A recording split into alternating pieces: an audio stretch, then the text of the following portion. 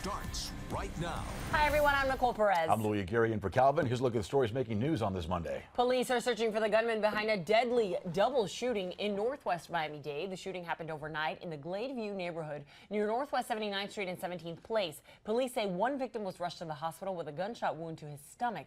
Another man died at the scene. It's not clear what led up to the shooting. The driver of an 18-wheeler drove into low-hanging power lines, dragged them, and caused a transformer to blow. This happened in Pompano Beach near the 1900 block of Northwest 32nd Street.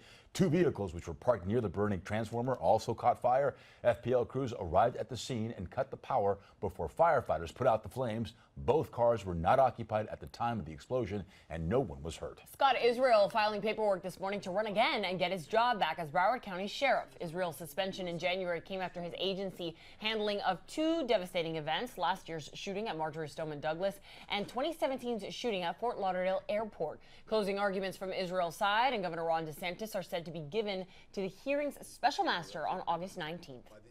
Listen to Local 10's podcast, The Florida Files, wherever you are, whenever you want. Just say, Alexa, play the Florida Files podcast. Getting the latest episode of Florida Files. Here it is from TuneIn. Previously on the Florida Files. Or just ask Siri, I want to hear the latest Florida Files podcast.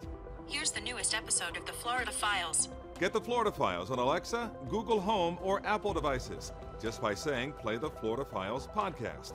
The Florida Files from the one and only Local 10.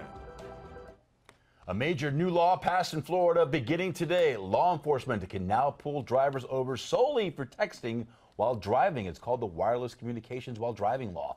While some have dubbed it the texting law, it prohibits more than just texting. It includes answering calls, writing emails, and anything the law considers non-voice communication. And while the law is already in effect, officers will be issuing warning citations until January 1st as a grace period. As breaking news happens, we have you covered on air and online. Head to local10.com for more local news coverage and updates. Have a great night.